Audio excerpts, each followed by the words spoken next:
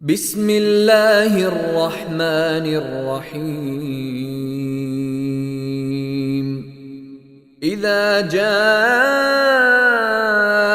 نصر الله والفتح ورأيت الناس يدخلون في دين الله أفواجا فسبح بحمد ربك واستغفره إنه كان توابا. السلام عليكم ورحمة الله وبركاته. الحمد لله إن الحمد لله نحمده ونستعينه ونستغفره ونعوذ بالله من شرور أنفسنا ومن سيئات أعمالنا من يهده الله فلا مضل له ومن يضلله فلا هادي له أشهد أن لا إله إلا الله وحده لا شريك له وأشهد أن محمدا عبده ورسوله أما بعد.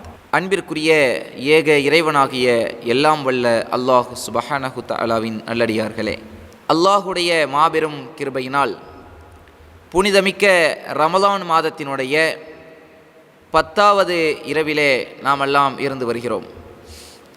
அன்பிற்குரியவர்களே, பிரான்ஸ் தௌஹீத் ஜமாத் சார்பாக நடைபெற்று வரக்கூடிய இந்த ரமலான் தொடர் சொற்பொழிவின் நம்முடைய தொடர் உரையாக இறையருளை பெற்றுத்தரும் இறையச்சம் என்ற தலைப்பிலே நாம் தொடர் உரையாற்றி வருகிறோம்.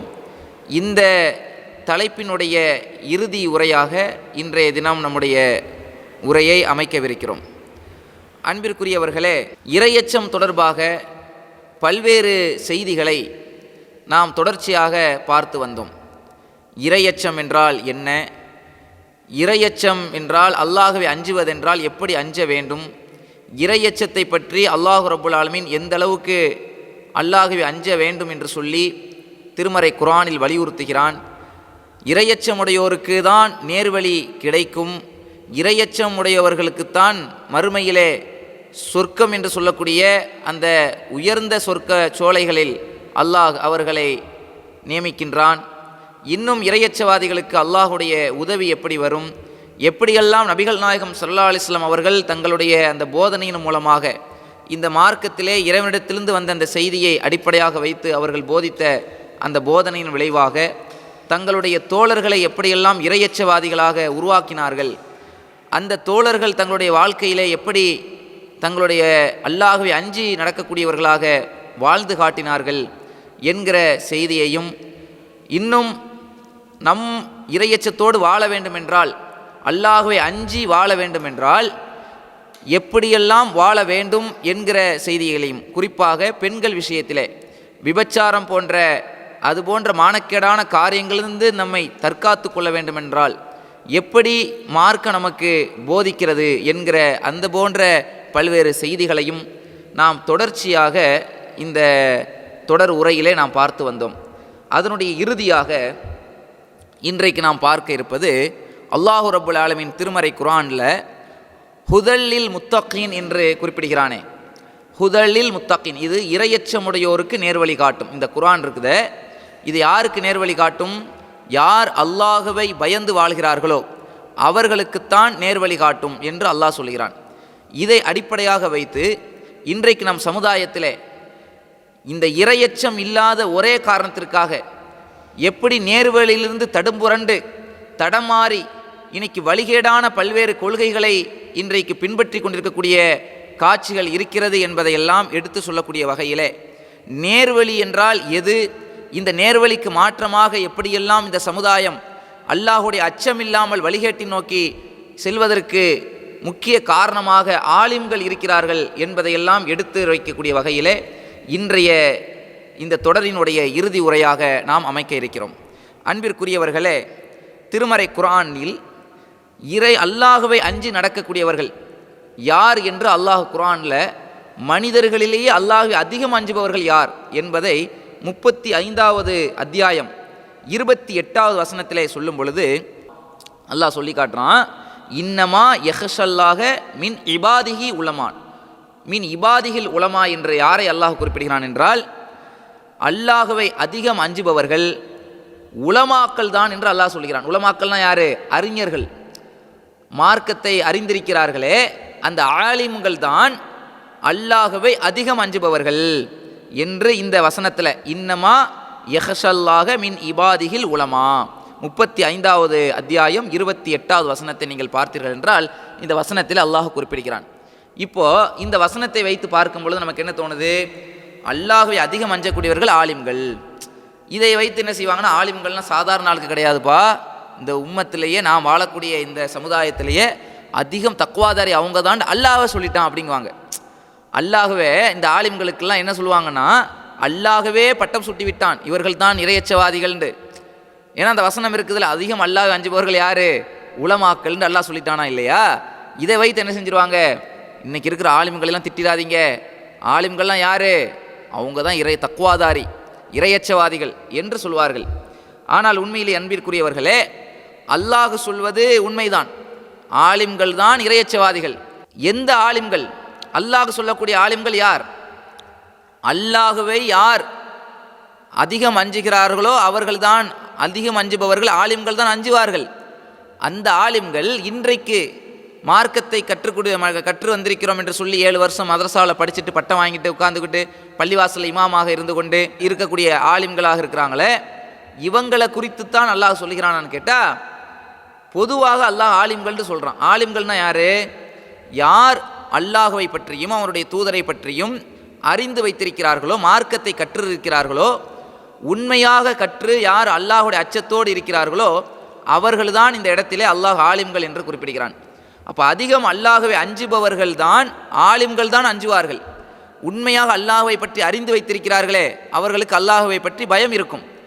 ஆனால் இன்றைக்கு ஆலிம்கள் என்று சொல்லிக் கொள்பவர்கள் உண்மையில் அல்லாஹுடைய பார்வையில் அல்லாஹ் சொல்லக்கூடிய இந்த ஆலிம்களுடைய பட்டியலில் இருக்கிறார்களா என்று பார்க்கும்போது, இன்றைக்கு பள்ளிவாசலில் இமாம்களாக இருக்கக்கூடிய பல்வேறு ஆலிம்களில் அதில் கணிசமானவர்களை பார்க்கும் பொழுது அல்லாஹுடைய அந்த கட்டளைக்கு மாற்றமாக அல்லாஹுடைய அச்சம் இல்லாமல் பல்வேறு செயல்களில் ஈடுபடக்கூடிய காட்சிகளை பார்க்கிறோம். உண்மையான ஆலிம்கள் என்றால் அல்லாஹ் அஞ்சணும், இறைவனை பற்றி அந்த பயம் இருக்கணும்.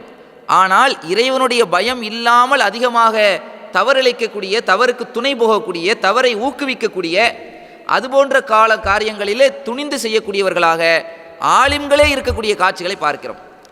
உதாரணத்துக்கு சொல்கிறதா இருந்தால், இந்த சமுதாயத்தில் அல்லாஹும் அல்லாஹுடைய தூதரும் தடுத்திருக்கக்கூடிய ஏராளமான காரியங்கள், அந்த காரியங்களை துணிந்து செய்யக்கூடிய காட்சிகள் ஆலிம்கள் செய்கிறார்கள். அதில் முதன்மையான ஒரு காரியமாக சொல்ல போனால் தர்கா வழிபாடு. இந்த தர்கா வழிபாடு என்பது எப்படிப்பட்ட ஒரு இஸ்லாத்திற்கு முரணான காரியம் என்பதை குர்ஆனை படித்தவர், அல்லாஹுடைய தூதருடைய போதனைகளை படித்திருக்கக்கூடிய யாராக இருந்தாலும் தெள்ள தெளிவாக புரிந்து கொள்வார்கள், இதற்கும் இஸ்லாத்திற்கும் எந்த சம்மந்தமும் இல்லை என்று. எந்த அளவுக்குன்னு சொன்னால், அல்லாஹுடைய ரசூல் ஸல்லல்லாஹு அலைஹி வஸல்லம் அவர்கள் தான் மரணிப்பதற்கு சில நாட்களுக்கு முன்பாக, தான் மரண தருவாயில் அந்த கடைசி காலகட்டம்னு சொல்லுவாங்களா இல்லையா, அந்த நோயுற்றிருக்கிற நேரம், அந்த மாதிரியான ஒரு தருவத்தில் அல்லாஹுடைய தூதர் தன்னுடைய அந்த குடும்பத்தினரை அழைத்து, தோழர்களை அழைத்து, ஒரு வசியத் என்று சொல்லுவாங்க, இறுதி காலகட்டத்தில் சொல்லக்கூடிய அந்த வார்த்தைகளுக்கு பேர் வசியத்துன்னு சொல்லுவாங்க, மரண சாசனம்னு சொல்லுவாங்க. அந்த மாதிரி ஒரு வசியத்தாக ஒரு உபதேசத்தை செய்தார்கள். என்ன உபதேசம்? அது சஹீஹுல் புகாரியில் ஆதாரபூர்வமான ஹதீஸுகள் இன்னும் பல இடங்களில் பதிவு செய்யப்பட்டிருக்கிறது. எந்த அளவுக்குன்னு சொன்னால், அல்லாஹுடைய தூதர் சொல்கிறார்கள், லஅனல்லாஹ யஹூதவ நஸாரா இத்தஹது குபூர அன்பியாகி மசாஜிதா. அல்லாஹுடைய தூதர் சொல்கிறாங்க, லஅனல்லாஹ யஹூதவ நஸாரா, யஹூதிகளையும் நசாராக்களையும் அல்லாஹ் சபிப்பானாக. ஏன் சபிப்பானாகன்னு ரசூலா கேட்குறாங்கன்னா, அதற்குரிய காரணத்தை அதனுடைய தொடர்ச்சியிலே சொல்லி காட்டுகிறார்கள். இத்தஹது குபூர அன்பியாகி மசாஜிதா, தங்களது நபிமார்களுடைய கபூர்களை, தங்களது நபிமார்களின் அடக்கத்தலத்தை வணக்கத்தலமாக அவர்கள் ஆக்கி கொண்டார்கள்.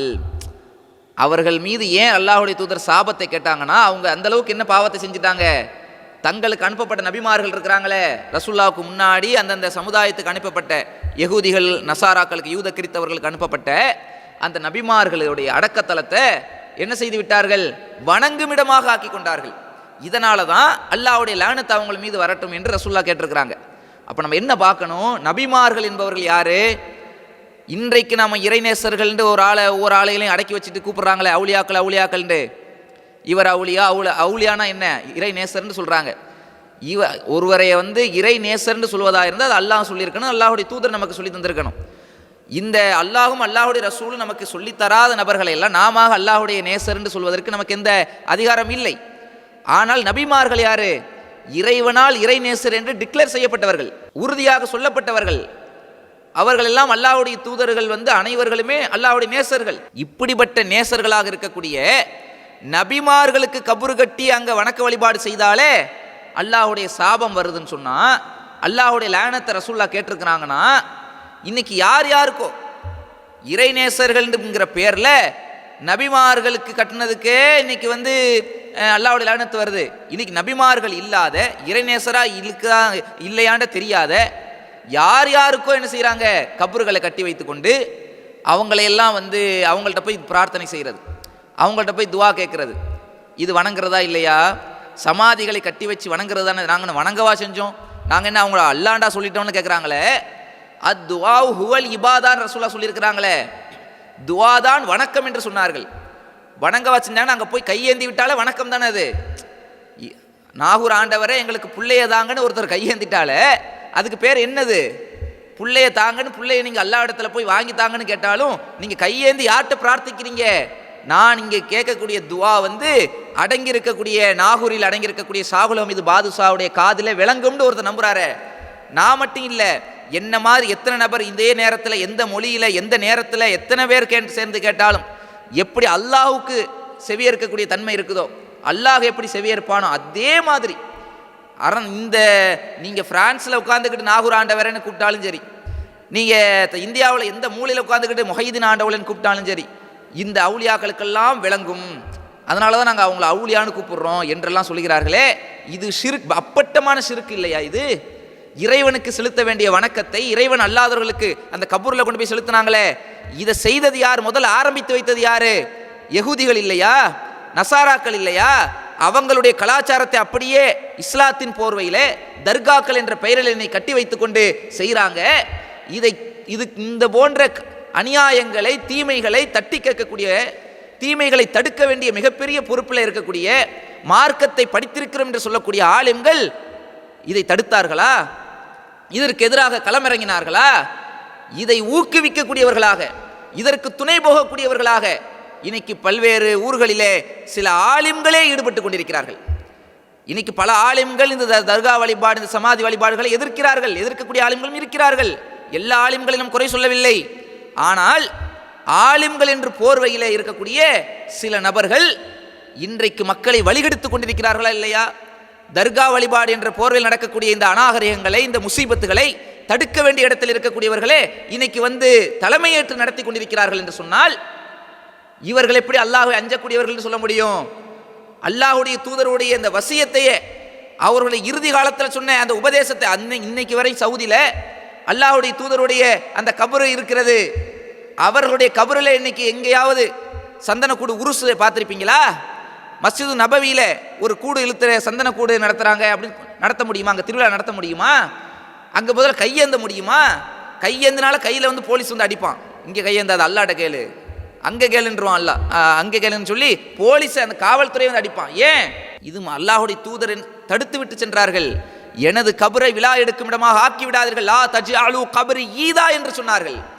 எனது கபரை விழா எடுக்கும் இடமாக ஆக்கி விடாதீர்கள் எச்சரித்து விட்டு சென்ற அந்த காரணத்தினால்தான் இன்று வரை ரசூலுல்லாஹ்வுடைய கபருக்கு விழா இல்லை, திருவிழா இல்லை, கந்தூரி விழா இல்லை, ஒரு சந்தனக்கூடு இல்லை, ஒரு வானவேடிக்கை இல்லை. அங்கே நடக்கக்கூடிய எந்த ஒரு அனாச்சாரமும் அல்லாஹ்வுடைய தூதருக்கு இல்லைன்னா என்ன அர்த்தம்? ரசூலுல்லாஹ்வை இது கூடாதுன்னு சொல்லிட்டு போனாங்க.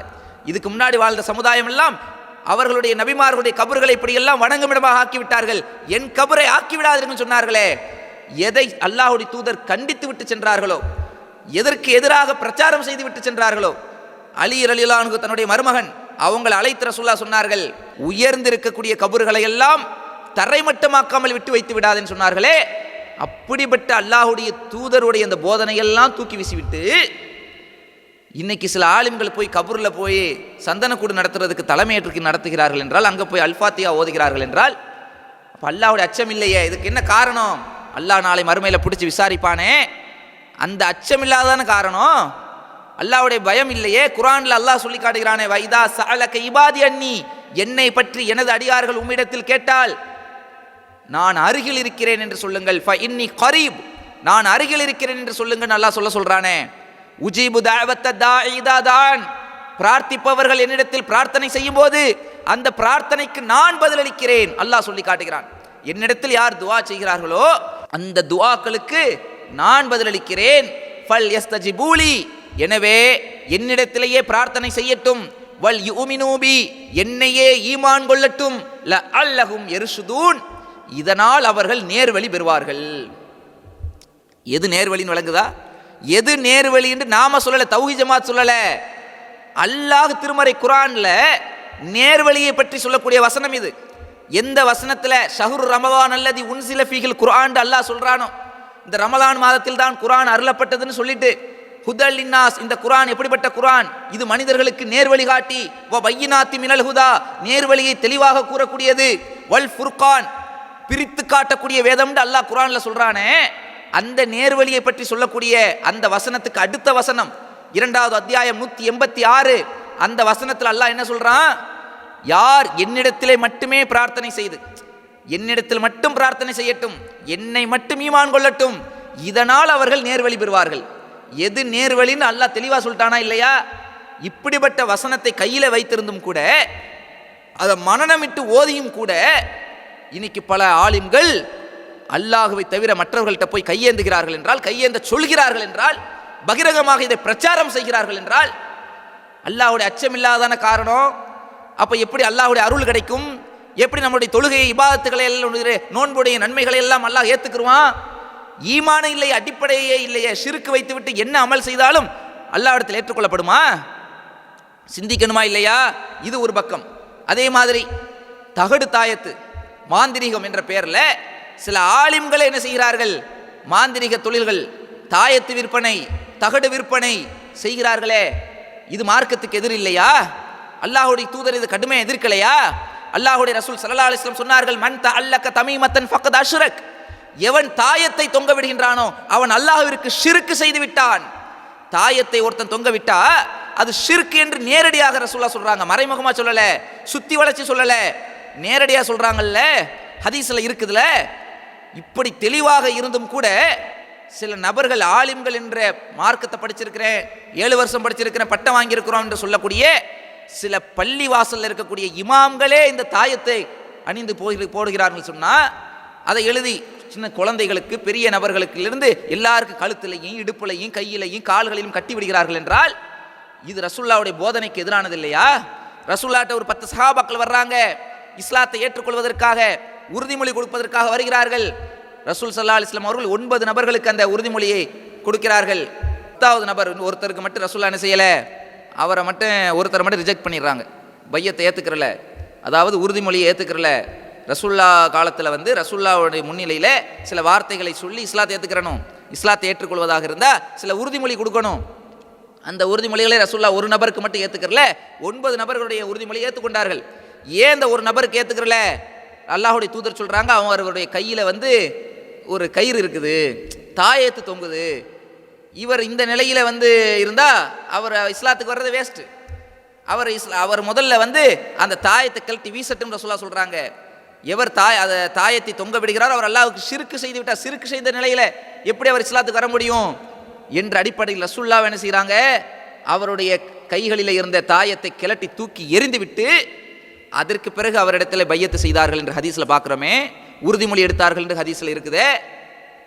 இன்னொரு சஹாபி ரசூலுல்லாஹ்வை கடந்து செல்லும் போது அவர் கையில் ஒரு கயிறு இருப்பதை பார்த்து ரசூலுல்லாஹ் கூப்பிடுறாங்க, என்ன கயிறுன்னு கேட்குறாங்க. அவர் எனக்கு ஒரு விதமான நோய் இருக்குது யார் ரசூலல்லாஹ், வாகினா என்று சொல்லக்கூடிய ஒரு நோய் இருக்குது, அந்த நோயோடு குணப்படுத்துவதற்கு தான் இந்த கயிறை நான் அணிஞ்சிருக்கிறேங்கிறார். அப்போ ரசூலுல்லாஹ் என்ன சொன்னாங்க, முதல்ல இதை கிளட்டி வீசிடு, இதே நிலையில் நீ மௌத்தாயிட்டா நீ ஒருபோதும் வெற்றி பெற மாட்டாய். எங்கே? மறுமையில். ஷிர்க்ல அது இந்த நோய் குணப்படுத்துறது அல்லாஹ் மேலே தவக்கல் வைக்கிறது பதிலாக ஒரு கயிறு மேலே போய் தவக்கல் வைத்தா அது அல்லாஹ்வுடைய பவர் அதுக்கு இருக்குன்னு தானே அர்த்தம்.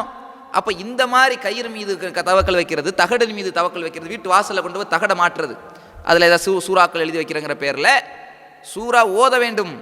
ஓதினால் சில சூறாக்கள்ல அல்லாஹ் நோய் நிவாரணத்தை வச்சிருக்கிறான், அது அல்லாஹுடைய அருள் யாருக்கு அல்லாஹ் நாடுகிறானோ அவங்களுக்கு கிடைக்கும். ஆனால் சில தகடை கொண்டு மாற்றுறோமே, இது ஷிர்க் இல்லையா? அல்லாஹ் குர்ஆன்ல என்ன சொல்றான்? குல்ல யுசீபனா இல்லாமா கத்தபல்லாஹுலனா. குல் நபியே நீங்கள் மக்களுக்கு சொல்லுங்கள், லை யுசீபனா இல்லாமா கத்தபல்லாஹுலனா, அல்லாஹ் விதித்ததை தவிர வேறு எதுவும் எங்களை அணுகாது என்று அல்லாஹ் மக்களுக்கு சொல்றானே நபியை பார்த்து. அல்லாஹ் எதை நாடி இருக்கிறான்னு அதுதான் நமக்கு வரும்.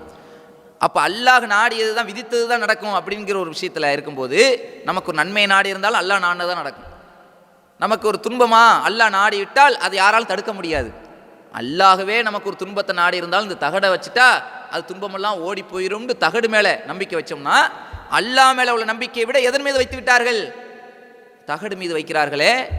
இன்னைக்கு பார்க்குறோம், தகடுகள் தொங்குது, கத்தாழ செடி தொங்குது, என்ன சங்குகளை தொங்க விடுறாங்க, என்ன பொம்மைகளை, எத்தனை சட்டி பானைகளை எதையோ தொங்க விட்டுக்கிட்டு இருக்கிறாங்க.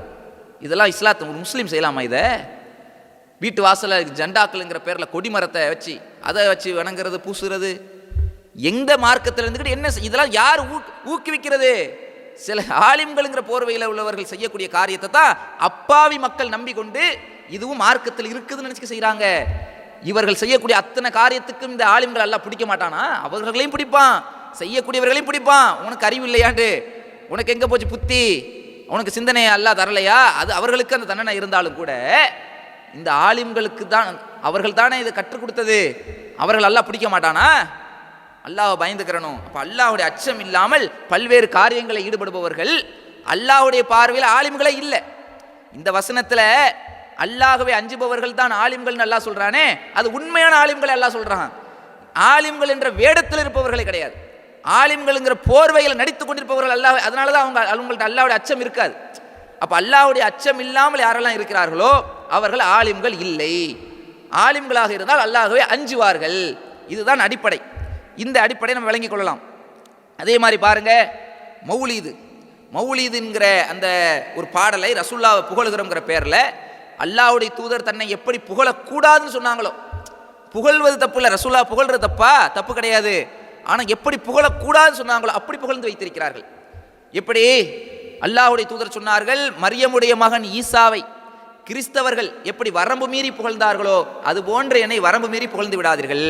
அப்துல்லாஹி வ ரசூல், என்னை அல்லாஹ்வுடைய அடிமை என்று சொல்லுங்கள், அல்லாஹ்வுடைய தூதர் என்று சொல்லுங்கள் ரசூலுல்லாஹ் சொன்னாங்களே. இன்னைக்கு ரசூலுல்லாஹ்வை புகழுகிறங்கிற பேரில் வரம்பு மீறி எழுதிய பல்வேறு ஷிர்கான வார்த்தைகள் எழுதி கொண்டு அதை எப்படி இபாதத்தா செய்யுங்க. நீங்கள் நல்ல ஒரு வார்த்தைகளையே ரசூலுல்லாஹ்வை புகழ்ந்தே எழுதியிருந்தாலும் கூட அதை ஏதோ டைம் பாஸுக்கு நீங்கள் ஒரு கவிதையாக படிச்சுட்டு போகிற தப்பு கிடையாது. அதே பள்ளிவாசல் உட்காந்து இபாதத்தா செய்யலாமா? இபாதத்தை செய்யக்கூடாது, பிதுஅத்தாயிரும். மார்க்கத்தில் ஒரு அமலை உருவாக்குறதா இருந்தால், மார்க்கத்தில் ஒரு அமல் செய்வதா இருந்தால் அது அல்லாஹ் ரசூல் காட்டி தந்திருக்கணும். அல்லாஹ் ரசூல் காட்டித்தராத ஒரு அமலை நாம் செய்வதா இருந்தால் அது பிதுஅத். ரசூலுல்லாஹ் சொல்லிட்டாங்க, அதுதான் காரியத்திலே கெட்டது. வஷர்ரல் உமூரி முஹதஸாத்துஹா, செயல்களிலே மிக கெட்டது மார்க்கத்தில் இல்லாத ஒன்றை புகுத்துறது. ஒவ்வொரு குல்லு முஹதஸத்தின் பிதுஆ வ குல்லு பிதுஅத்தின் லலாலா வ குல்லு லலாலத்தின் ஃபின்னார். ஒவ்வொரு புதுமையும் அனாச்சாரம், ஒவ்வொரு அனாச்சாரம் வழிகேடு, ஒவ்வொரு வழிகேடும் நரகத்திலே கொண்டு போய் சேர்த்துரும். அப்போ மார்க்கத்தில் இல்லாத புதுசாக உருவாக்குறாங்களே, மௌலிதுங்கிற பேரை ரசூலுல்லாஹ் வச்சு ஓதுனாங்களா? அல்லது ரசூல் ஸல்லல்லாஹு அலைஹி வஸல்லம் காலத்தில் வேற ஏதாவது ஒரு கவிதைகளை எழுதி வைத்துக்கொண்டு ரசூலுல்லாஹ் நடுவில் பள்ளிவாசல் உட்கார்ந்து கொண்டு ரபியுல் அவ்வல் மாதம் வந்ததுமே 12 நாட்கள் பள்ளிவாசலில் எல்லாரும் ரசூலுல்லாஹ் புகழ்றோம் பேரில் எல்லாரும் அப்படி உட்கார்ந்துக்கிட்டு இபாதத்தா செய்தார்களா? எப்பயாவது ஒரு சில நேரங்களில் சில கவிதையை ஏற்ற தெரிந்த சில நபித்தோழர்கள் சில நேரங்களில் புகழ்ந்து ஒரு சில வார்த்தைகள் படித்திருக்கிறார்கள். எதிரிகளுக்கு அந்த கொள்கையின் அடிப்படையில் பதிலடி கொடுப்பதற்காக சில வார்த்தைகளை ரசூலுல்லாஹ் அந்த கவிதையில ஏற்றி படிக்க சொன்னார்கள், அது போன்று படித்தார்கள். ஆனால் இபாதத்தாக செய்தார்களா? இபாதத்தாக பள்ளிவாசல் உட்கார்ந்துக்கிட்டு 12 நாள் இன்னைக்கு உட்காந்து ஓதுறாங்களே, ரபியுல் அவ்வல் மாதம் வந்துட்டாலே எல்லாரும் உட்காந்துட்டு யா நபி ஸலாம் அலைக்கும் ஓதுறாங்களே, இது மார்க்கத்தில் உள்ளதா? அதில் உள்ள கருத்துக்கள் எல்லாம் நல்ல அர்த்தமா? வரம்பு மீறி புகழக்கூடிய வார்த்தைகள் இருக்குதா இல்லையா? எப்படி கிறிஸ்தவர்கள் எப்படி அந்த ஈசா அலைஹிஸ்ஸலாம் அவங்கள வரம்பு மீறி புகழ்ந்தார்களோ அதே போன்று பல விஷயங்கள் அந்த மௌலிதில் இருக்கிறத. சமீபத்தில் நடந்த விவாதம், நெல்லை மாவட்டத்தில் நடந்த விவாதத்தில் இந்த பரேலவிகள் கூட்டத்தையெல்லாம் வைத்துக்கொண்டு, அவர்கள் யாரை ஆலிம்கள் என்று சொல்கிறார்கள் அந்த கூட்டத்தையெல்லாம் வைத்துக்கொண்டு அவர்கள் முன்னிலையிலேயே இவர்கள் எவ்வளவு பெரிய வழிகாட்டில் இருக்கிறார்கள், இது எவ்வளவு பெரிய ஷிர்கான பாடல் என்பதை தோலுரித்து காட்டக்கூடிய வகையிலே அல்லாஹ் அந்த விவாதத்தை அமைத்து காட்டினான். அப்போ அன்பிற்குரியவர்களே பாருங்க, கொஞ்சம் கூட பயம் இல்லாமல் பள்ளிவாசல் உட்கார்ந்துக்கிட்டு அதை அன்னல் மசாஜித லில்லாஹ், அல்லாஹ் திருமறை குர்ஆன்ல 72வது அத்தியாயத்தில் 18வது வசனத்தில் அல்லாஹ் சொல்லி காட்டுகிறான், சூரத்துல் ஜின்னை நீங்கள் புரட்டி பாருங்கள். அதில் சொல்றான்ல, வ அன்னல் மசாஜித லில்லாஹ், பள்ளிவாசல்கள் அல்லாஹ்விற்கு சொந்தமானது. ஃபலா ததுஉ மஅல்லாஹி அஹதா, அதில் அல்லாஹ்வுடன் சேர்த்து வேற யாரையும் அழைக்காதீர்கள். பள்ளிவாசல்ல அல்லாஹ்வுடன் சேர்த்து வேற யாரையும் கூப்பிடக்கூடாதுன்னு அல்லாஹ் சொல்றானே, அப்படின்னா என்ன அர்த்தம்? ஒருத்தர் அப்துல் காதர்னு பேர் இருக்குதுன்னா அவர் அப்துல் காதர் இங்கே வாங்கன்னு கூப்பிடுறது தப்பு இல்லை. அல்லாஹ் என்ன சொல்றான்? ஃபலா ததுஉ மஅல்லாஹி அஹதா, அல்லாஹ்வுடன் சேர்த்து வேற யாரையும் அழைக்காதீங்க. அல்லாஹ்வை எப்படி அழைப்பீர்களோ அந்த மாதிரி அழைக்கிற கூடாது. நம்ம ஒருத்தர் கூப்பிட்டா கண்ணு முன்னாடி வர்றாரு, ஆனால் அல்லாஹ்வை நம்ம அப்படியே அனுப்போம். நமக்கு கண்ணுக்கு தெரியாவிட்டாலும் நாம் அழைப்பது அல்லாஹுக்கு தெரியும். நான் மட்டும் இல்லை, என்ன மாதிரி 100 பேர் எந்த கோரிக்கை வைத்தாலும் அல்லாஹுக்கு தெரியும். இதே மாதிரி உட்காந்துட்டு பள்ளிவாசல் உட்காந்துக்கிட்டு ரசூல்லாவை இங்கே உட்காந்துட்டு அழைக்கிறாங்க. எப்படி? நீங்கள் தான் எங்களுடைய பாவங்களை எல்லாம் மன்னிக்கணும், எங்களது பாவத்தை எல்லாம் கஃபிரு அன்னி துனூபி, எனது பாவத்தை நீங்கள் மன்னித்து விடுங்கள். ரசூல்லாட்ட போய் பாவத்தை மன்னிப்பு கேட்குறீங்களப்பா. ரசூல்லா காலத்தில் அவங்களுக்கு ஏதாவது நீங்கள் அநியாயம் செஞ்சிருந்து அப்போ போய் நீங்கள் மன்னிப்பு கேட்டால் அது வேறு விஷயம். ஒரு மனிதன் இன்னொரு மனிதனுக்கு செய்த பாவத்தை அந்த மனிதன் மன்னிக்காதவர் அல்லாஹ் மன்னிக்க மாட்டான். இந்த இடத்துல தான் என்ன செஞ்சிருவாங்க, நம்ம அந்த ரசூல்லாட்ட போய் பாவ மன்னிப்பு கேட்கலாமான்னு கேட்கும்போது இதெல்லாம் கொண்டு வருவாங்க. ரசூல்லா மன்னிக்கலையா, அவர்களுக்கு அநியாயம் செய்தவர்களை மன்னிக்கலையான்னு கேட்பாங்க. அது அநியாயம் செய்தவர்களை மன்னிச்சாங்க. இன்னைக்கு வாழக்கூடிய நீங்கள் அல்லாஹ்வுடைய தூதரிடத்தில் நீங்கள் போய் மன்னிப்பு கேட்குறீங்களே, நீங்கள் தொழுவாததுக்கு, நீங்கள் இபாதத்தை செய்யாததுக்கு, நீங்கள் செய்யக்கூடிய தவறுகளுக்கெல்லாம் ரசூல்லாவே நீங்கள் மன்னிச்சிருங்கன்னு கேட்டிங்கன்னா இது அல்லாஹ்விடத்தில் கேட்கக்கூடிய பிரார்த்தனை இல்லையா இது? அப்போ இதை கூட விளங்காமல் உட்காந்துக்கிட்டு அல்லாஹ்வுடைய கொஞ்சம் அச்சமே இல்லாமல், அது பள்ளிவாசலில் அல்லாஹ்வை தவிர யாரையும் அழைக்கக்கூடாதுன்னு அல்லாஹ் சொல்லும்போது அல்லாஹ்விடத்தில் கேட்கக்கூடிய பிரார்த்தனைகளை எல்லாம் உட்காந்துக்கிட்டு ரசூல்லாவை போய் புகழுகிறங்கிற பேரில் செய்கிறீங்களே, இது ரசூல்லாவுக்கு எதிரானது இல்லையா? அப்போ இதெல்லாம் செய்யக்கூடியவர்கள் யார்? ஆலிம்கள். அடுத்து பாருங்கள், மதுஹபுங்கிற போர்வையில் தான் இன்றைக்கி அதிகமான ஆலிம்கள்ங்கிற போர்வையில் இருக்கக்கூடியவர்கள் இருக்கிறாங்க. ஒன்று ஷாஃபி அல்லது ஹனஃபி. நீங்கள் ஒரு தொழுகை முறையை போய் கேளுங்க, ரசூல்லா காட்டின தொழுகை முறையை, ரசூல்லா எப்படி தொழுது காட்டினாங்களோ அந்த மாதிரி எங்களுக்கு தொழுகை கற்றுத்தாங்கன்னு எந்த ஒரு ஆலிம்கிட்ட போய், இந்த தௌஹீத் ஜமாத்தே இல்லாத, தௌஹீது கொள்கையில் இருக்கக்கூடிய தாய்கள் அல்லாத வேறு எந்த ஆலிம்கள்கிட்ட போய் நீங்கள் கேளுங்க, சுன்னத் ஜமாத்தில் இருக்கக்கூடிய ஆலிம்கள்கிட்ட, ஒன்று என்ன கேட்பாங்க, நீ ஷாஃபியா இல்லை நீ ஹனஃபியா? ஷாஃபி ஹனஃபியில் ரசூல்லாவுக்கு பிறகு உள்ளதுங்க. ரசூல்லா தொழுத மாதிரி சட்டத்தை சொல்லுங்கன்னு கேட்டால் சொல்ல மாட்டாங்க. ரசூல்லா சொன்ன மாதிரி இது சட்டம் இருக்குது, ஹதீஸில் இருக்குது, சஹீஹுல் புகாரிலே இருக்குது, அதன்படி சட்டத்தை சொல்லுங்கப்பா அப்படின்னு கேட்டால் இல்லை, ஒன்று வேணாம். புகாரி கிதாப் நீங்கள் ஹதீஸ் கிதாப்னு ஏற்றுக்கிறீங்களா இல்லையா? போய் கேளுங்க ஆலிம் சார்ட்ட, எந்த ஆலிம்கிட்ட போய் கேளுங்க, ஏற்றுக்கிறவங்க வாங்க. ஏற்றுக்கிறீங்கள? அந்த புகாரில் தொழுகையினுடைய சட்டங்கள் இருக்குதா இல்லையா? ஆமாம். தொழுகையினுடைய சட்டங்கள்லாம் உண்மையிலே ரசூல்லா காட்டி தந்ததா இல்லை புதுசாக இவங்களா இமாம்களா புதுசாக சேர்த்ததான்னு கேட்டு பாருங்க. இல்லை, ரசூல்லா செஞ்சது தான், ரசூல்லா அனுமதித்தது தான், அதுதான் அந்த தொழுகை சட்டங்கள்னு சொல்லுவாங்க. அப்போது அந்த தொழுகை சட்டங்களில் ரசூல் ஸல்லல்லாஹு அலைஹி வஸல்லம் அவர்கள் தொழுகையினுடைய ஆரம்பத்திலும் தொழுகையினுடைய ருக்குவிலிருந்து எழுந்திருக்கும் போது சமி அல்லாஹு லிமன் ஹமிதான்னு எழுந்திருப்பாங்களே, அந்த எழுந்திருக்கும் போதும் அல்லாஹுடைய தூதர் கைகளை உயர்த்தினார்கள். ஹதீஸில் இருக்குது. எப்படி தொழுகை ஆரம்பிக்கும் போது 2 காது சோனைகளுக்கு நேராகவோ அல்லது தோல் புஜத்திற்கு நேராகவோ 2 விதமாக இருக்குது, இந்த அளவுக்கு கைகளை உயர்த்தியிருக்கிறார்களோ, இதே மாதிரி ருக்குவுக்கு போகும்போதும் கையை உயர்த்தினார்கள் ஹதீஸில் இருக்குது. ருக்குவிலிருந்து எழுந்திருக்கும் போதும் கையை உயர்த்தினார்கள் ஹதீஸ் இருக்குது. உண்மையில் இரையச்சம் உள்ள ஒரு ஆலிம் என்ன செய்யணும்? ரசூல்லா எப்படி தொழுது காட்டினாங்களோ அப்படி தானே சொல்லிக் கொடுக்கணும், அப்படி தானே இமாமத்தை செய்யணும், அதுதானே மார்க்கம். நபிகள் நாயகம் ஸல்லல்லாஹு அலைஹி வஸல்லம் அப்படி தானே சொன்னார்கள், சல்லு கமா ரஅய்துமுனி உஸல்லி, என்னை எவ்வாறு தொழக்கண்டீர்களோ அவ்வாறு தொழுங்கள், இதான் அல்லாஹ்வுடைய தூதருடைய கட்டளை. இன்னைக்கு எப்படி நடக்குது தொழுகைங்கிற பேரில்? இன்னைக்கு ஒரு வக்து வருது, அந்த வக்தில் போய் இந்த ஹதீஸின் அடிப்படையில் இமாம் நீங்கள் தொழு வைங்கன்னு சொல்லி பாருங்க.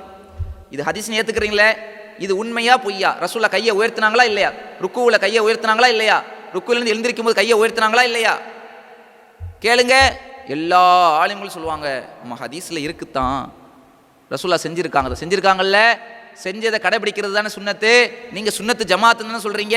இந்த வக்து தொழுகையில் இமாமத்தில் நீங்கள் நிற்க போகும்போது, நீங்கள் ருக்குவுக்கு போகும்போது கையை உயர்த்திட்டு போங்க, அது மாதிரி ருக்குவிலிருந்து எந்திரிக்கும் போது கையை உயர்த்திட்டு எந்திரிங்க பார்ப்போம் அப்படின்னு நீங்கள் ஆலிம்களை பார்த்து கேளுங்க. அதுவும் குறிப்பாக எதுக்கு இதை சொல்கிறோம்னா, ஷாஃபி மதுஹபை சேர்ந்த இமாம்கள்கிட்ட போய் நீங்கள் கேட்டக்கூடாது. ஏன்னா அவங்க இதை செய்வாங்க, இந்த சட்டத்தை. அவங்க வேறு சட்டங்களை செய்ய மாட்டாங்க ரசூல்லா காட்டினதில். ஒன்றை இவங்க பின்பற்றினா அவங்க பின்பற்ற மாட்டாங்க, அவங்க பின்பற்றினா இவங்க பின்பற்ற மாட்டாங்க. இதுதான் உங்களுக்கு வித்தியாசம். 2 மதுஹபிலே பல முரண்பாடுகள் இருக்கிறது. அதே நேரத்தில் இது எதுக்கு சொல்கிறோம்னா, இன்றைக்கி இந்தியா முழுவதும் நீங்கள் அதிகமாக நீங்கள் போய் பார்த்தீங்கன்னா எல்லாம் ஹனஃபி மதுகபை சேர்ந்த பள்ளிவாசல் தான். இந்த கடலோர பகுதியை சேர்ந்த பகுதிகளில் ஷாஃபி மதுகபை சேர்ந்த பள்ளிவாசல்கள் இருக்கும். கேரளாவில் ஷாஃபி மதுகபுகள் இருக்கும், இலங்கையில் இருக்கும். இந்த மாதிரி பகுதிகளில் தான் ஷாஃபி மதுகப் இருக்கும். நீங்கள் இந்தியாவில் நீங்கள் போயிட்டே இருந்தீங்கன்னா கடைசி வரையும் அதிகமாக என்ன மதுகபு, ஹனஃபி மதுகபை பின்பற்றக்கூடியவர்கள் தான். அவங்களுக்கெல்லாம் இப்போ கேளுங்க, இது ரசூல்லா செஞ்சுருக்காங்கல்ல, செஞ்சுருந்தால் இது ஏன் செய்ய மாட்டீங்க? ரசூல்லா செஞ்சுருக்காங்க தான், ஆனாலும் எங்கள் அபு ஹனீபா இமாம், ஹனஃபி இமாம் இருக்காங்களே, அவங்க கையை உயர்த்தலையே, அவங்க இந்த சட்டத்தை சொல்லித்தரலையே. அப்போ என்ன விளங்குது? அல்லாஹுடைய தூதரை விட இவர்கள் யாரை எந்த இடத்துல வைத்திருக்கிறார்கள்? அல்லாஹுடைய தூதரை விட தங்களது இமாம்களை தான் அவர்கள் முதல்ல வைத்திருக்கிறார்கள். விளங்குதா இல்லையா? அப்போ இதுக்கு என்ன காரணம்? அல்லாஹுடைய பயம் இருந்தால் இப்படி செய்வாங்களா? அல்லாஹுடைய அச்சம் இல்லையே. அப்போ அல்லாஹுவை அஞ்சுபவர்கள் தான் ஆலிம்கள் அல்லாஹ் சொல்கிறானே, ஆலிம்கள் தான் அல்லாஹ்வை அஞ்சுவார்கள். அப்போ இவங்க அஞ்சலைன்னா இவங்க ஆலிம்களா? இல்லையே, ஆலிம்கள் என்ற போர்வையில் இருக்கிறார்கள். இதுதான் அது விஷயம். அப்போது இந்த மாதிரி நிறைய மார்க்கத்துக்கு முரணான காரியங்கள் எல்லாம் அமலில் இருக்கிறத பார்க்குறோம். மதுகபுங்கிற பேரில் இதில் பல்வேறு சட்டங்கள், தொழுகை மட்டும் இல்லை, எல்லா விஷயத்துலையுமே மாற்றம். பெருநாள் தொழுகை எடுங்க, ரசூலுல்லாஹ் என்ன சொன்னாங்க? பெருநாள் தொழுகையில் முதல் ரக்காத்தில் கூடுதலாக 7 தக்பீர் சொல்லணும். 2வது ரக்காத்தில் கூடுதலாக, அதாவது அல்லாஹ் அக்பர் தக்பீர் சொன்ன பிறகு 2வது ரக்காத்தில் கூடுதலாக 5 தக்பீர் சொல்லணும். அதுக்கு பிறகு தான் சூரா ஓதுறது. ஆனால் இன்றைக்கி என்ன நடக்குது? ஹனபி மதுகபுல முக்காவாசி, அதாவது 90% முஸ்லீம்களுடைய நிலை எப்படி இருக்குது? இந்த முதல் ரக்காத்தில் 7 கிடையாது, 2வது ரக்காத்தில் 5 தக்பீரும் கிடையாது. இதில் 3 அதில் 3 முடிஞ்சிச்சு. ஹதீஸில் தெளிவாக வருதில்ல, சஹீஹுல் புகாரிலே வருதில்ல. ஏன் பின்பற்றலை? ரசூலுல்லாஹ் செஞ்சுருக்கிறாங்க, அதை மறுக்கலை, ஆனாலும் இங்கே இமாம்கள் அப்படி காட்டித்தரலை. முடிஞ்சிச்சா? அப்போ இந்த மாதிரி மார்க்கத்துக்கு முரணான எத்தனையோ பல காரியங்கள், இதையெல்லாம் நம்ம எதுக்கு சொல்கிறோம் சொன்னால், இப்படி மார்க்கத்தில் சொல்லப்பட்டதுக்கு மாற்றமாக துணிந்து செய்கிறார்களே, இவர்கள் தங்களை ஆலிம்கள் சொல்கிறாங்க. பெருநாள் வருதுன்னு வச்சுக்கிறோங்க, பெருநாள் தினத்தில் ரசூலுல்லாஹ் என்ன சொன்னாங்க?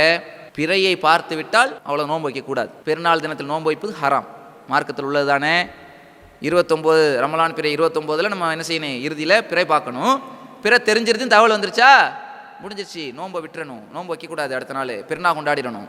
ஆனால் பிறையை கண்ணால் பார்த்து தகவல் வந்தால் கூட டவுன் காட்சி பெருநாள் இல்லைன்னா பெருநாள் இல்லை. யார் சொல்கிறா? இந்த ஆலிம்கள் சொல்கிறாங்களா இல்லையா? கண்மூடித்தனமாக மக்களை வழி நடத்துகிறாங்களே. பிறையே பார்த்தா, கண் கூட பார்த்தாலும் இங்கே டவுன் காட்சி சொன்னால் தான் கேட்போம்னா என்ன விளங்குது? ரசூலுல்லாஹ் சொன்னதெல்லாம் அங்கே தூக்கி போடு. எங்களுக்கு தலைமை யார்? டவுன் காட்சி, அவங்க சொன்னால் தான் கேட்டுக்குவோம். முடிஞ்சிச்சா? அப்போ எங்கே இறையச்சம்? அல்லாஹ்வுடைய அச்சம் இருந்திருந்தால் இப்படி அல்லாஹ்வுடைய தூதருக்கு மாறு செய்வார்களா? பெருநாள் தினத்தில் நோன்பு வைப்பது ஹராம் என்றார்கள். இன்னைக்கு பல்வேறு நபர்கள் பிறை பார்த்தும் பெருநாள் தினத்தில் நோன்பு வைத்தார்களா இல்லையா? கடந்த வருடத்தில் நோன்பு பெருநாளில் பார்த்தோமே.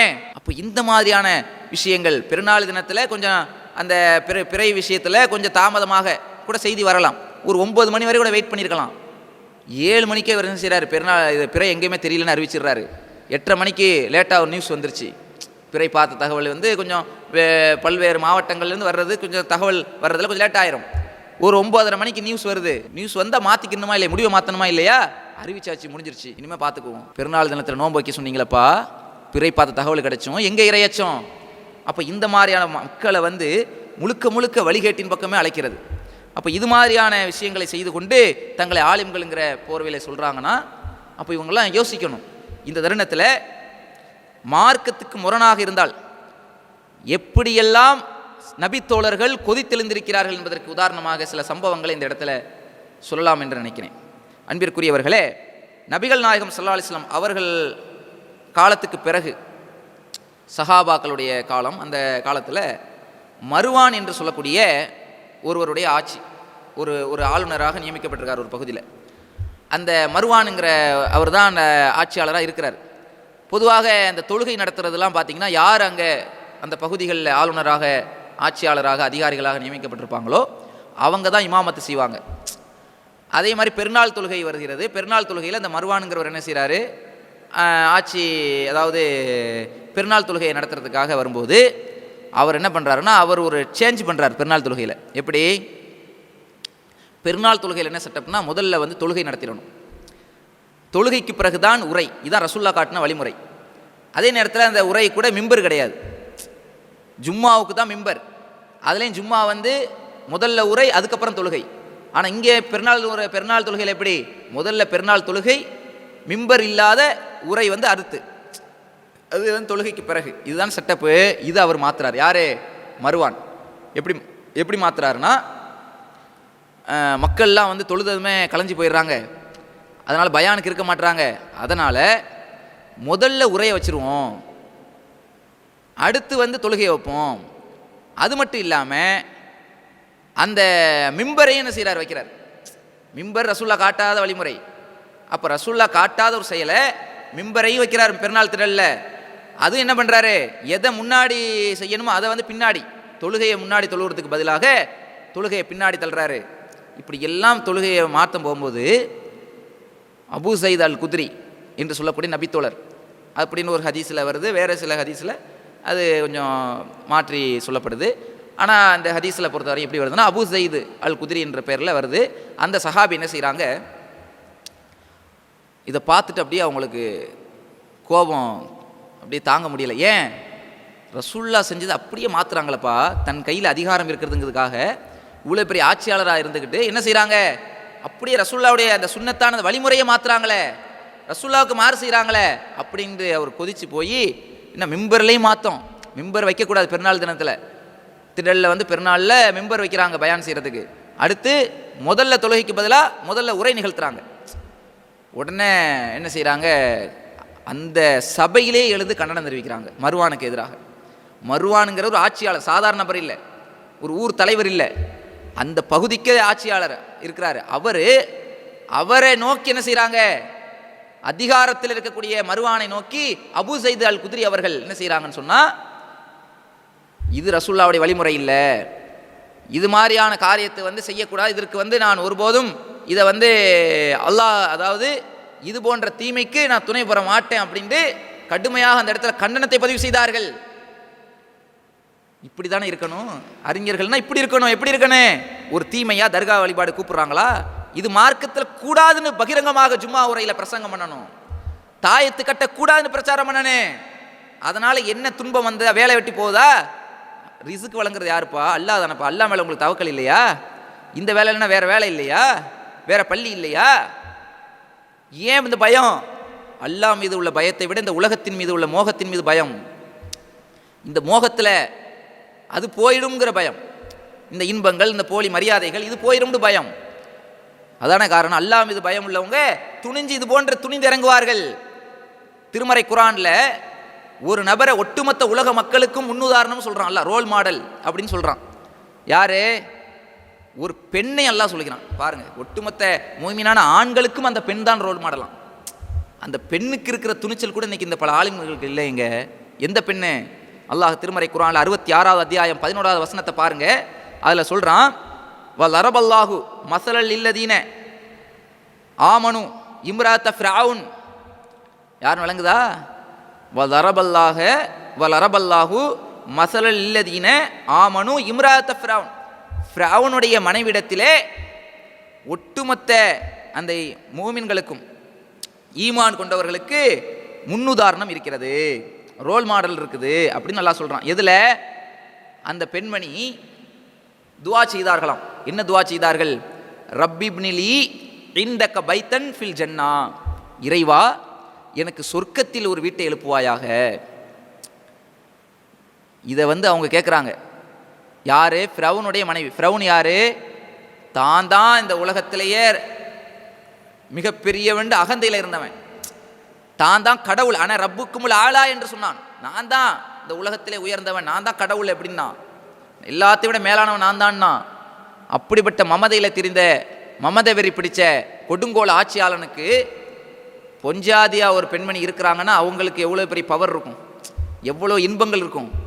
அப்படிப்பட்ட இன்பங்களெல்லாம் அனுபவிக்கக்கூடிய இடத்துல இருந்த ஆசியா அம்மையார் அவர்கள் மூசா அலைஹிஸ்ஸலாம் அவர்களுடைய அந்த போதனையின்பால் ஈர்க்கப்பட்டு இந்த ஏகத்துவ கொள்கையை ஏற்றுக்கொள்கிறார்கள். இதுதான் சத்தியம் என்பதை உணர்ந்து ஏற்றுக்கொள்கிறார்கள். ஏற்றுக்கொண்ட பிறகு இதை பகிரங்கப்படுத்தினா ஃபிரவுன் சும்மா விடுவானா? அவன் அப்படியே கொஞ்சம் அப்படியே அவங்களுக்கு புகழ்ந்து அவங்கள பெரிய பதவியில் கொண்டு வந்து உட்கார வைப்பானா? அப்படியே மரியாதை செலுத்துவானா? என்ன செய்வான்? அவன் இருக்கிற அந்த கொடுங்கோலனுக்கு மூசாவுடைய கொள்கையை இவங்க ஏற்றுக்கிட்டாங்கன்னு சொன்னால் எவ்வளோ கொடுமை, எல்லா பவரையும் பிடிங்கிருவான். ஏன்னா அதுவும் தன்னுடைய மனைவி இது போன்ற ஒரு காரியத்தை வெளிப்படுத்தும் போது சும்மா விடுவானா? எவ்வளவு சித்திரவதை பண்ணுவான். எல்லா இன்பங்களும் போயிடும். எல்லா விதமான இன்பங்களுக்கு மாத்திரமாக அத்தனை கொடுமைகளையும் செலுத்துவான். அப்போ அவங்க நினச்சிருந்தா ஒரு பெண்மணிக்கு பொறுத்தவரை இந்த ஆடம்பரமோ இந்த அலங்காரங்களோடு இருக்கிறது தான் பிடிக்கும் பொதுவாகவே. அவங்க நினச்சிருந்தா இந்த மறைச்சிக்கிட்டு கூட வாழ்ந்துக்கிட்டு இருந்திருக்கலாம். என்ன, எல்லாத்தையும் அனுபவிச்சுக்கிட்டு அந்த அரண்மனை கோபுரத்தில் மாட மாளிகையில் அவங்க வாழ்ந்திருக்கலாம். ஆனாலும் அல்லாஹுடைய அச்சம், இதுதான் சத்தியம் என்று தெரிந்தால் அதை உடைக்க வேண்டும், உண்மையை போட்டு உடைக்கணும். இந்த ஃபிரௌன் செய்வது மிகப்பெரிய வழிகேடான கொள்கை, மிகப்பெரிய ஆணவ வெறி பிடித்து திரிகிறான் என்பதை உணர்ந்து உண்மையை உடைத்து சொன்னார்கள். இறைவன் ஒருவனை மட்டும்தான் வணங்க வேண்டும், அவன்தான் வணக்கத்திற்குரியவன் என்ற ஏகத்துவத்தை முழங்கினார்கள். இதனுடைய விளைவாக எல்லா விதமான சுகபோக வாழ்க்கையும் அவர்கள் இழந்தார்கள். அதனை தான் இந்த இடத்துல முன்னாதாரணம்ங்கிறதுக்கு அவங்களுடைய துஆவுலேயே இந்த கருத்தெல்லாம் விளங்குது. இதெல்லாம் எப்படி நம்ம விளங்குறோம்னா, அவங்க கேட்ட அந்த பிரார்த்தனை என்ன பிரார்த்தனை? எல்லா விஷயமும் அவங்கள்ட்ட இருக்கக்கூடிய அனைத்து இன்பங்களும் பிடுங்கப்பட்டு விட்டது என்பதை அவங்க ஒரு துஆ செய்கிறாங்க. துஆ வச்சு நமக்கு புரிஞ்சுக்கலாம். எப்படி? இறைவா, எனக்கு சொர்க்கத்தில் ஒரு வீட்டை எழுப்புவாயாக. அப்படின்னா என்ன அர்த்தம்? இங்கே இருக்கக்கூடிய கோபுரம் மாட மாளிகையெல்லாம் அவர்களுக்கு பிடுங்கப்பட்டு விட்டது. எல்லாத்தையும் பிடிங்கிட்டா, எல்லா வசதியும் போச்சு. ஆனால் அவங்க எதை ஆசைப்பட்டாங்க? இந்த வசதி போனால் போயிட்டு போகுது, நீ இந்த சொகுசு வாழ்க்கை போயிட்டு போகுது. ஆனால் அல்லாஹ் தருவான மறுமையில் வீடு, அதுதான்டா சொகுசு. நீ என்னடா எத்தனை கோபுரத்தை கட்டினாலும் அது பெரிய கோபுரமா? அல்லாஹ் தரக்கூடிய அந்த இன்பத்துக்கு நிகராக இருக்குமா? அல்லாஹ் தரக்கூடிய வீட்டோட ஒப்பிட்டால் முடியுமா? அது எனக்கு தேவை. அவங்க எதை ஆசைப்பட்டாங்க? இந்த உலகத்தில் எனக்கு சிரமங்கள் ஏற்பட்டாலும் அதை சகித்துக் கொள்வேன், இறைவா எனக்கு சொர்க்கத்தில் வீட்டை எழுப்பு அப்படின்னு கேட்டார்கள். அதோட தொடர்ச்சியில் இன்னும் சில வார்த்தைகளை கேட்குறாங்க. அதை வைத்து புரிந்து கொள்கிறோம் அவர்களுக்கு கடுமையான சித்திரவதையும் நடந்திருக்குது. என்ன துவா கேட்குறாங்க? வ நஜ்ஜினி மின் ஃபிரௌன வ அமலிஹி வ நஜ்ஜினி மினல் கௌமில் ஸாலிமீன். இறைவா, இந்த ஃபிரௌனுடைய இந்த செயல்களிலிருந்தும் இந்த அநியாயக்கார கூட்டத்தாருடைய இந்த சித்திரவதையிலிருந்தும் எனக்கு உதவுவாயாக. இந்த ஃபிரௌனு, அந்த அநியாயக்கார கூட்டங்கள், இவர்கள் செய்யக்கூடிய இந்த செயல்களிலிருந்தும் இந்த கொடுமையிலிருந்தும் எனக்கு உதவுவாயாகன்னு கேட்குறாங்கன்னு என்ன அர்த்தம்? அந்த அளவு கொடுமைப்படுத்தி இருக்கிறாங்க. ஃபிரௌன் மட்டும் கொடுமைப்படுத்தல, அந்த ஃபிரௌனுடைய கூட்டத்தார்கள், அவனுடைய அந்த ஆட்சியில் இருந்த அந்த படைகள் எல்லாம் சேர்ந்து அந்த அம்மையாரை போட்டு கொடுமைப்படுத்தி இருக்கிறார்கள். இதற்கு அல்லாஹ்விடத்தில் துஆ செய்தார்கள். இறைவா, இந்த கொடுமைக்கார கூட்டத்திலிருந்து எனக்கு உதவுவாயாக, எனக்கு ஒரு வீட்டை தருவாயாகன்னு கேட்டார்களே. எத்தனை துன்பங்கள் வந்த நேரத்தில் கூட இது எல்லாத்தையும் அல்லாஹுக்காக எல்லாத்தையும் இழந்தது மட்டுமல்லாமல் சொர்க்கத்தை இலட்சியமாக வைத்து அங்கு துஆ செய்தார்களே. இந்த பெண்மணிதான் ஒட்டுமொத்த உலக மக்களுக்கும் முன்னுதாரணம் என்று அல்லாஹ் சொல்றானா. ஒரு பெண்ணுக்கு இருந்த அந்த துணிச்சல் இன்னைக்கு எத்தனையோ ஆலிம்கள் என்று சொல்லக்கூடியவர்களுக்கு இல்லையப்பா. ஒட்டுமொத்த மோமின்களுக்கு இந்த பெண்ணு முன்னுதாரணம் அல்லாஹ் சொல்றானே, அந்த உறுதியே வரல. அப்போ இந்த மறுமையின் மேலே உள்ள அந்த ஆசை அவர்களுக்கு இல்லை. மறுமையில் அல்லாஹ் தரக்கூடிய அந்த சொர்க்கத்தினுடைய இன்பங்கள் அவங்களுக்கு பெருசாக தெரியலை. இந்த உலகத்தில் கிடைக்கக்கூடிய அந்த அற்பமான இந்த சுகபோக வாழ்க்கையிலே அவர்கள் மூழ்கி விட்டார்கள். இதுதான் இன்றைக்கு பல்வேறு நபர்கள் தீமை என்று தெரிந்தும் கண்மூடித்தனமாக அதை அமைதி காக்கக்கூடிய நிலையை பார்க்கிறோம்.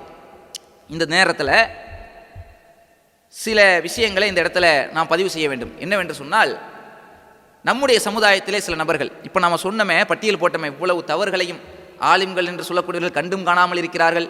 அதற்கு பல நபர்கள் தலைமையேற்று நடத்துகிறார்கள், அதுக்கு துணை போகிறார்கள் என்றெல்லாம் சொன்னோமே. இது போன்ற விஷயங்களை எல்லாம் தெரிந்து வைத்திருக்கக்கூடிய சில நடுநிலைவாதிகள் சில பேர் இருப்பாங்க. யாரு? இந்த தர்கா வழிபாடு கூடாதுன்னு தெரியும், தகடு தாயத்து கூடாதுன்னு தெரியும், மௌலிது கூடாதுன்னு தெரியும், ஹத்தம் பாத்தியா கூடாதுன்னு தெரியும், இந்த மதுகபுகள் இல்லைன்னு தெரியும், எல்லாம் தெரியும்ல. அதை போய் மக்களுக்கு சொல்ல வேண்டியதானே, இதெல்லாம் செய்யாதீங்கப்பா, செஞ்சால் வழிகேடு, நரகத்தில் கொண்டு போய் தள்ளிடும் சொல்ல வேண்டியதானே. அதை ஏன் சொல்ல மாட்டீங்கன்னு போய் கேட்டோம்னா அங்கே என்ன நடக்குது? இல்லை சொல்லிட வேணாம். ஏன் சொல்லிட வேணாம்? சொன்னால் ஒற்றுமை போயிடும். இப்படி ஒற்றுமை பேசக்கூடியவர்கள் உண்மையிலே அல்லாஹுவை பயந்திருந்தால் இந்த ஒற்றுமைங்கிற வாதத்தை வைப்பாங்களா? இந்த விஷயத்துக்கு ஒற்றுமையை விரும்புறது தப்பு கிடையாது. ஆனால் ஒரு தீமையை கண்டிக்கிற நேரத்தில் அதை தீமையை கண்டிக்காதீங்க, அதனால தீமையை கண்டிச்சிங்கன்னா ஒத்துமை போயிடும்னு ஒருத்தர் சொல்றான்னு சொன்னா, அப்போ அதுக்கு என்ன காரணம்? அவங்களுக்கு அல்லாஹ்வுடைய பயம் இல்லை. ஏன்? ஒரு தவறு நடந்தால் அல்லாஹ்வுடைய மார்க்கம் என்ன சொல்லுது? ஒரு தீமையை கண்டால் கரத்தால் தடுங்கள், அப்போதான் ஃபஹுவ முஃமின் என்ற ரசூலுல்லாஹ் சொல்றாங்க. அப்போதான் நீ ஒருவன் இறை நம்பிக்கையாளன். அதுக்கு சக்தி இல்லையா? கையால் தடுங்கள், நாவால் தடுங்கள். நாவால் தடுக்கவும் சக்தி இல்லையா? பி கல்பிஹி, உள்ளத்தை கொண்டு வெறுத்து ஒதுங்கணுண்டாங்க. சொல்லிட்டு சொன்னாங்க, இந்த நாவால், அதாவது கையால் தடுப்பது, நாவால் தடுப்பது, வெறுத்து ஒதுங்குவது, இதுதான் ஒரு மூமினுடைய அடையாளம். இந்த இறை நம்பிக்கையிலேயே கடைசி நிலை எது? இந்த உள்ளத்தை கொண்டு வெறுத்து ஒதுங்குவது. இதுக்கடுத்து ரசூலுல்லாஹ் சொல்றாங்க, இந்த மூன்றையும் எவன் செய்யவில்லையோ, இந்த வெறுத்து கூட ஒதுங்கவில்லையோ, யார் அந்த கல்வை கொண்டு வெறுத்து கூட ஒதுங்கவில்லையோ, அவரிடத்தில் கடுகளவு கூட ஈமான் இல்லை. கடுகளவு கூட ஈமான் இல்லை. ஈமான் இல்லைன்னா எப்படி இறையச்சம் இருக்கும்? ஈமான் இல்லையே. அல்லாஹ்வுடைய பயம் இருந்திருந்தா, அல்லாஹ்வை பற்றி அந்த எண்ணம் இருந்திருந்தா, அவர் தீமையை கண்டா தடுத்திருப்பாரு. இவன் தடுக்கிறவனே தடுக்கிறானே, தடுக்காதன்னு சொல்றான். பிரச்சாரம் செய்யாத அசத்திய கொள்கையை பார்த்தா கண்மூடித்தனமா வாயை மூடிக்கிட்டு போ. ஏன்னா சொன்ன சண்டை வரும், சச்சரவு வரும், பிளவு வரும், பிரிவினை வரும். நமக்கு தேவை ஒற்றுமை. எந்த ஒற்றுமை? தப்புல எல்லாம் ஒன்று சேர்ந்திருக்கிறது ஒற்றுமையா? தவறு என்று கண்டால் அதை வெறுத்து ஒதுங்க வேண்டும். அதற்கு பிறகு நல்ல மக்களை ஒன்று சேர்க்கிறோமே, அதுதான் உண்மையான ஒற்றுமை, அதுதான் சரியான ஒற்றுமை. அல்லாஹ் திருமறை குர்ஆன்ல 3வது அத்தியாயம் 103வது வசனத்தை நீங்கள் புரட்டி பாருங்கள். என்ன சொல்றான் அல்லாஹ்? வஅதஸிமு பிஹப்லில்லாஹி ஜமீஆ. இந்த வசனத்தை இந்த ஒத்துமை வேஷம் போடுறாங்களே இவங்க எல்லாருமே சொல்லுவாங்க. வஅதஸிமு பிஹப்லில்லாஹி ஜமீஆ. அல்லாஹ் சொல்லிட்டான். என்னப்பா சொல்லிட்டான்? அர்த்தத்தை கேட்டா, ஒற்றுமை எனும் கயிறை அனைவரும் பற்றி பிடித்துக் கொள்ளுங்கள் அல்லாஹ் சொல்லிட்டாங்க. வாங்க, எங்கப்பா அல்லாஹ் சொன்னா அப்படி? ஒற்றுமை எனும் கயிறை பற்றி பிடித்துக் கொள்ளுங்கள் அல்லாஹ் சொல்றானா? எங்க இருக்கு அந்த வசனம்? அல்லாஹ் அந்த வசனத்தில் என்ன சொல்றான்? ஏன் அல்லாஹ்வுடைய வசனத்தை திரிக்கிறீர்கள்? திரித்து கூறலாமா? முதல்ல அல்லாஹ்வுடைய அச்சம் இருந்தா அப்படி சொல்லுவாங்களா? ஒற்றுமை எனும் கயிறுன்னு 19 அல்லாஹ் சொல்றானா? அங்க ஒற்றுமையை பத்தி அல்லாஹ் பேசுறான். எந்த ஒற்றுமையை சொல்றான்? பி ஹப்லில்லாஹி ஜமீஆ. அல்லாஹ்வுடைய கயிற்றை பற்றி பிடித்துக் கொள்ளுங்கள் தான் அல்லாஹ் சொல்றாங்க. எல்லாரும் பற்றி பிடிங்க ஒன்றுபட்டு. எந்த கயிறை பற்றி பிடிக்கணும்? ஒற்றுமை எனும் கயிறா? நீ எந்த கொள்கையில வேணாலும் இருந்துக்க, நீ தர்காக்கு போ, நீ தரிகாவில் இரி, நீ மதுகபுல இரி, எல்லாரும் என்ன செய்வோம்? ஒற்றுமை என கயிறை பற்றி பிடிச்சிக்கணும். அப்படியா? அது கிடையாது. வஅதஸிமு பிஹப்லில்லாஹி ஜமீஆ. அனைவரும் அல்லாஹ்வின் கயிற்றை பற்றி பிடித்துக் கொள்ளுங்கள், எல்லாரும் சேர்ந்து பிடித்துக் கொள்ளுங்கள். வலா தஃபர்ரகு, மேலும் பிரிந்து விடாதீர்கள். அதுல பிரிஞ்சிடாதீங்க. அல்லாஹ்வுடைய கயிறு எது? அத ரசூலுல்லாஹ் சொல்றாங்க, அதான் குர்ஆன். அல்லாஹ்வுடைய கயிறு என்றால் ஹப்லில்லாஹ். இது அல்லாஹ்வுடைய கயிறு என்றால் குர்ஆன் என்றார்கள். அந்த குர்ஆனுக்கு விளக்கமாக ரசூலுல்லாஹ் வாழ்ந்து காட்டினார்களே அந்த ஹதீஸ், இது ரெண்டும் தான் அல்லாஹ்வுடைய கயிறு. இதை யார் பற்றி பிடித்துக் கொண்டார்களோ அவர்கள்தான், அந்த ஒற்றுமையை தான் அல்லாஹ் என்ன செய்கிறான்? நமக்கு வலியுறுத்துகிறான். அவர்கள் தான் ஒருபோதும் வழி தவற மாட்டார்கள், அவர்கள் தான் நேர்வழி பெற்றவர்கள். இந்த ஒற்றுமையை நோக்கித்தான் தௌஹீத் ஜமாத் அழைக்குது. இந்த ஒற்றுமையை நோக்கித்தான் இஸ்லாமிய மார்க்கம் அல்லாஹ்வும் ரசூலும் நமக்கு அழைத்தார்கள். இதை தான் நம்ம போதிக்கிறோம். இதை சொன்னா நம்ம ஒத்துமையை குலைக்கிறோம் சொல்வார்கள். ஆனால் உண்மையிலே ஒத்துமையை யார் குலைக்கிறாங்கிறது இந்த தேர்தல் நம்ம காட்டிட்டு போச்சு.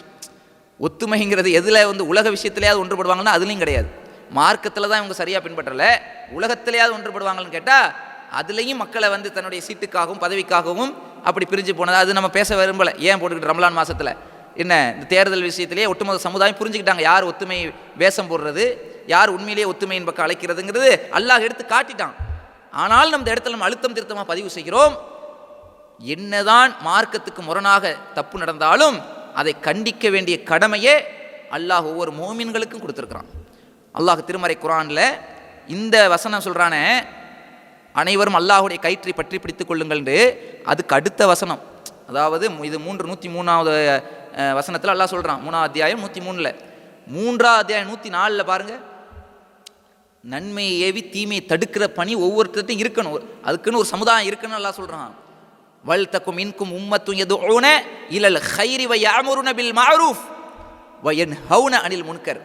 உங்களிடத்திலே ஒரு கூட்டத்தார் இருக்க வேண்டும். அவர்கள் எப்படிப்பட்டவர்களாக இருக்க வேண்டும்? நன்மையை ஏவி தீமையை தடுத்து மக்களை நல்வழியை நோக்கி அழைக்கக்கூடியவர்களாக அந்த கூட்டத்தார் இருக்க வேண்டும். நன்மையை ஏவ வேண்டும். நன்மையை மட்டும் தொழுவுங்க, நோன்பு வைங்க, திக்ர் செய்யுங்க, அதை மட்டுமே ஏவிக்கிட்டு இருக்கக்கூடாது.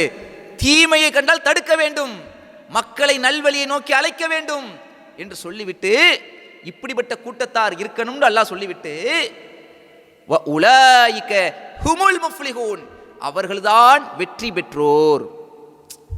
யாருக்கு வெற்றி இருக்குன்னு விளங்குதா? யாருக்கு வெற்றி இருக்குன்னு அல்லாஹ் அந்த வசனத்தில் தெளிவுபடுத்திட்டான். யார் வெற்றியாளர்கள்? யார் நன்மையை ஏவுகிறார்களோ, யார் தீமையை தடுக்கிறார்களோ, யார் மக்களை நல்வழி நோக்கி அழைக்கிறார்களோ, இந்த பணிகளை செய்யக்கூடியவர்கள் தான் வெற்றியாளர்கள். இதை நம்ம செய்கிறோமா என்பதை ஒவ்வொரு இறை நம்பிக்கையாளர்களும் நாம் அந்த நன்மை ஏவி தீமையை தடுக்கிற அந்த கூட்டத்தில் நம்ம இருக்கிறோமா? இந்த போன்ற இஸ்லாமிய சமுதாயத்திலேயே முஸ்லீம்கள்ங்கிற போர்வெளி இவ்வளோ வழிகேடுகளை உள்ள நுழைச்சிருக்கிறாங்களே, அதுக்கு எதிராக நம்ம ஒரு துண்டு பிரசுரம் கொடுத்துருப்போமா? அதற்கு எதிராக போய் களத்தில் நின்றோமா?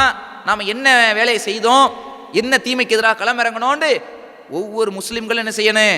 தன்னுடைய உள்ளத்தில் உரசி பார்க்க வேண்டும், பரிசோதனை செய்ய வேண்டும், சுய பரிசோதனை செய்ய வேண்டும். ஆக அன்பிற்குரியவர்களே, இதுதான் இறையச்சத்தினுடைய அடையாளம். இறையச்சம் என்றால் அல்லாஹ்வை எப்போதும் அஞ்சி கொள்ள வேண்டும். அல்லாஹ் நம்மளை விசாரிப்பான்னு அஞ்சணும். ஒவ்வொரு விஷயத்திலும் அஞ்சணும். அல்லாஹ் தந்திருக்கக்கூடிய அருக்கொடைகள் பற்றியும் விசாரிப்பான். எல்லா விஷயத்திலையும் விசாரிப்பதை விட முக்கியமாக நேர்வழி விஷயத்தில், ஏன்பா உனக்கு குரானை தந்திருந்தனே, அந்த குரானில் நேர்வழி இருந்துச்சே, ஏன் அதன்படி நடக்கலைன்னு நல்லா விசாரித்தால் நம் நிலை என்ன? அதை நினச்சி பயப்படணும்.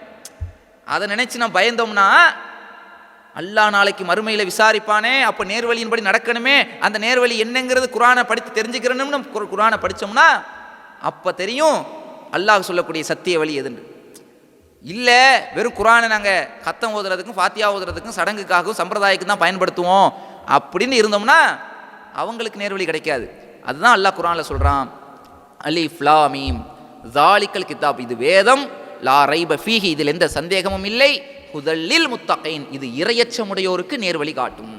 அதனால தான் இன்னைக்கு எத்தனையோ அறிஞர்கள் என்று சொல்லக்கூடியவர்கள், ஆலிம்கள் என்று சொல்லக்கூடியவர்கள், குரானை முழுமையாக மனனம் செய்து வைத்திருக்கிறோம் என்று சொல்லக்கூடியவர்களில் கூட சிலர் இந்த வசனங்களை, குரானுடைய வசனங்களை கண்கூடா காட்டியும் கூட இதில் அல்லாஹ் என்ன சொல்கிறான்னு படித்து பாருங்கன்னு சொல்லியும் கூட இன்னைக்கு பல்வேறு வழிகேட்டில் இருக்கிறார்கள் என்றால், மக்களை வழிகேட்டின் பக்கம் அழைத்து கொண்டிருக்கிறார்கள் என்றால் இதற்கு என்ன காரணம்? ஹுதலில் முத்தகைன், இந்த குரான் இறையச்சம் உடையவருக்கு தான் நேர்வழி காட்டும், அவர்களுக்கு இறையச்சம் இல்லை. அப்படியே நீங்கள் காட்டினா கூட உங்களை என்ன செஞ்சிருவாங்க? நீ சொல்லி நான் என்ன கேட்குறது? அதான் ரசூலுல்லாஹ் சொன்னாங்க, பெருமையினுடைய அடையாளம் ரெண்டு. ஒன்று உண்மையை மறுப்பது, சத்தியத்தை மறுக்கிறது. இன்னொன்று அடுத்தவர்களை இழிவாக பார்ப்பது, தன்னை விட மற்றவங்க எல்லாம் இழிவு, கீழானவர்கள். இதுதான் பெருமை. இந்த பெருமையுடைய எண்ணங்கள் சில ஆலிம்கள்கிட்ட இருக்குது. இந்த அரபியில் சில இலக்கணத்தை தெரிஞ்சதுமே, அரபியில் சர்வசாதாரணமாக பேசக்கூடிய புலமை பெற்றதுமே, இந்த அரபி ஞானம்லாம் சில நபர்கள் வந்ததுமே அந்த அறிவு போதை, எவ்வளோ பெரிய ஆள் நீ, என்னப்பா நீ என்ன எத்தனை தப்சீர் படிச்சுட்ட, எத்தனை இது தெரியும் உனக்கு, நீ போ, நீலாம் வந்து பிசுக்கோத்து. எப்படி அல்லாஹ்வுடைய வேதத்தை கொண்டு வந்து காட்டினா அது அவனுக்கு பெருசாக தெரியல, தன்னுடைய அறிவை கொண்டு நீ என்ன எனக்கு சொல்கிறது அப்படின்னு சொல்லி சொல்லக்கூடிய ஆளை பார்க்கிறார்களே தவிர சொல்லக்கூடிய சொல் சத்தியமா என்பது பார்ப்பது கிடையாது. ஆக அன்பிற்குரியவர்களே, உண்மையை ஏற்க மறுப்பதும் அது பெருமையினுடைய அடையாளம். இன்னைக்கு இப்லீஸ் போன்ற அந்த வழிகேட்டில் போனானே, அதுக்கு என்ன காரணம்? பெருமை தான். ஆதமுக்கு சஜிதா செய்து சொல்லும்போது ஆதமுக்கு நான் பணிய மாட்டேன்னு சொன்னானே, ஏன் களிமண்ணால் படைச்சவருக்கு நான் எப்படி பணிவேன்? நான் யார்? நெருப்பால் படைக்கப்பட்ட அந்த மமதை தானே, அதுதானே அவனை குஃப்ரில் தள்ளுச்சு. அந்த மாதிரி பெருமை தான் இன்றைக்கி பல நபர்களை, பல ஆலிம்கள்ங்கிற போர்வில் இருப்பவர்கள் கூட குஃப்ரில் கிடக்கிறார்கள். ஏன் அவங்களுக்கு தெரியாத, அவங்களுக்கு தெரிந்து விட்டுன்னு கேட்கலாம், அவங்களுக்கு தெரிந்திருந்தும் கூட இன்றைக்கி வழிகாட்டில் போய்விட்டார்கள். அந்த நிலைக்கு அல்லாஹ்வுடைய பயம் இல்லாததான் அதுக்கு காரணம். அதனால தான் இந்த மாதிரி அல்லாஹுக்கும் ரசூலுக்கும் கட்டுப்பட்டு தான் ஒரு மோமின் என்பவர்கள் நடக்க வேண்டும்.